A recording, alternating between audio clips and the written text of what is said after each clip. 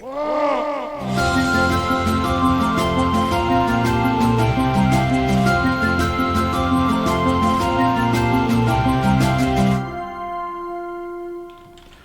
evening, gladiators. We are about to play Salute You. Hey everybody, I'm your host Oliver Joyce and welcome to another episode of the game's Gladiator. Before Sonic, before Mario, there was one man who stood above all video game heroes.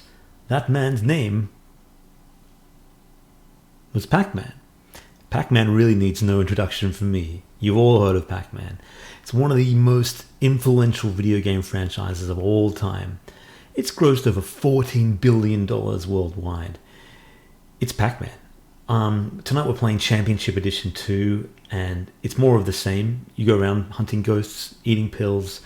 There's a few new tricks to keep it fresh, but let's jump straight in so I can show you just a little bit about what makes Pac Man one of the most special games ever made. Alright, take your pills. Go see some ghosts. Let's go. Alright, welcome to Friday night. Welcome to Pac Man Championship Edition 2 with its full-on disco techno soundtrack. That's a pretty psychedelic background we have there. And there is the famous Puck himself, Pac Man, who was in fact designed on a pizza slice, as legend has it. Alright, now I downloaded this game a few days ago on Steam because it was a free game, in fact, and it's still free until May 10, so you might be able to grab it over the weekend. But before you actually can even play a proper game, they make you go through a full tutorial, 11 stages, and so I've done that because Pac-Man, really? Who needs a Pac-Man tutorial? But I did it anyway. Alright, let's jump in with a score attack. And I still give you all these tips. How to play Pac-Man. I guess, I don't know, they're really keeping it simple. It's funny, this game has all these extra things on it, but, you know, inherently it's still just Pac Man. Game start. Look at all this nonsense. Okay, let's play. So the idea behind Pac Man is you are this little guy, you move around, you get dots. You got these ghosts here, and you can wake them up. Get bonuses. Once you get certain powers, you can eat the ghosts. And the idea is you want to get all the these little proton pills and things, and then you can actually eat the ghosts. So one thing that's a bit different from regular Pac-Man is that you can actually bump into the ghosts up to 3 times before you make them angry. These little warp points allow you to jump around. There you go. Now he's angry and he's chasing after us. It's pretty fast-paced and frantic. The biggest challenge is actually going to be talking and concentrating, because often we play strategy games and it gives you a bit more time to think.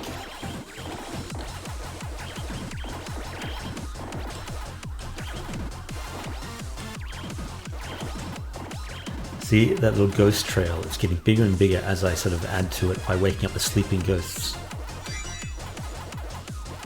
Wake up.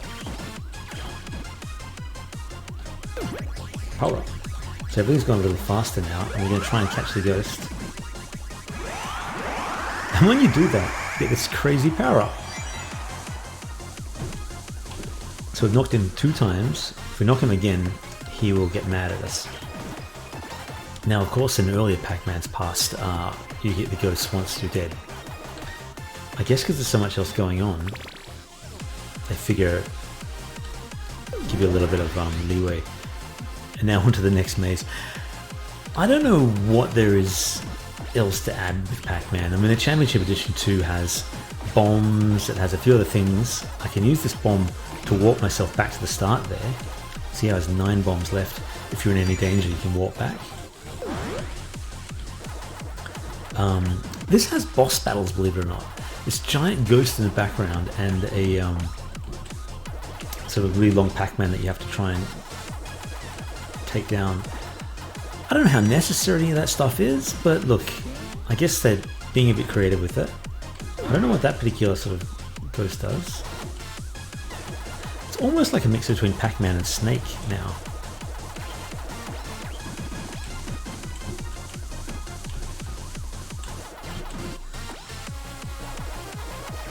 When you fill up that little meter, you get power-ups. I haven't seen that one before. Let's see what that does.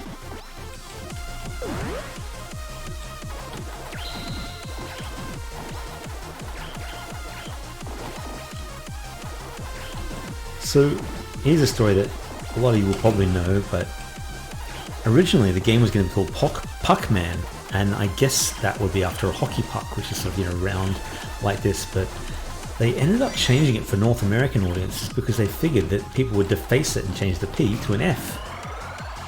Okay, with an angry ghost coming, oh, they killed us. You know, instead of Pac Man, you get, yeah, you know what I'm talking about.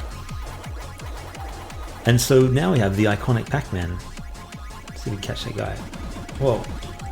Don't know how long it's going to be like that. You can kind of try and hit them off with these little... That's what those long tails are for. We got him. There we go. This is very much a game about high scores. You know, back in the day when you put in quarters and so on into arcade machines, high scores were all you had for bragging rights. There was no save games. There was no sort of, you know, long RPGs and so on. It was all, how long could you last on one coin? There's an amazing documentary called The King of Kong, which is all about the struggles between two gamers trying to get the high score, the world record, on Donkey Kong. And it's fascinating in terms of like heroes and villains and, you know, the arcade game scene.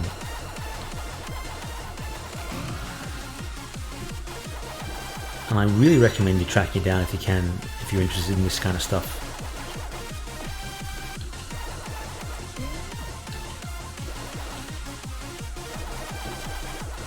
Yeah, so look, I already lost one life, so you know I'd probably be ineligible for a high score. Oh, time's running out in this. What could it all mean? Finish.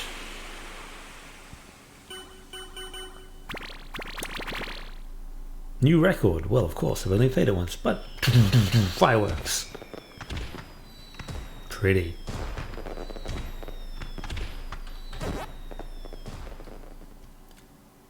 So there's also meta stuff around it, so it shows you how I achieved my high score. I mean, that's probably not that high compared to many other players, but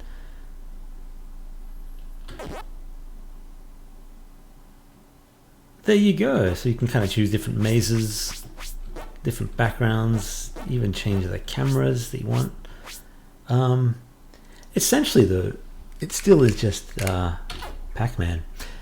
And that's not a bad thing. For a free game, look, this is pretty cool. It takes me back to the classic days of Pac Man.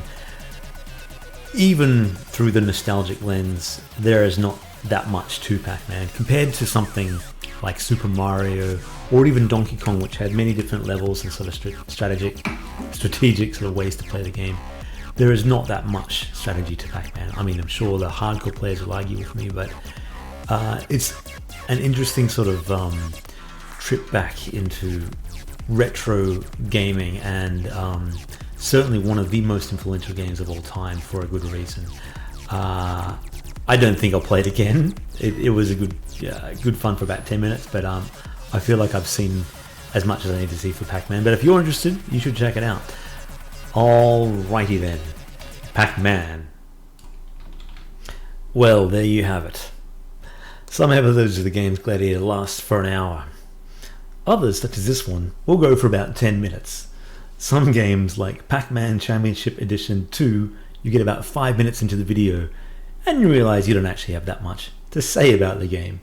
So thus ends our foray into the nostalgic world of Pac Man, made by Bandai Namco, famous for Dark Souls. So there you go.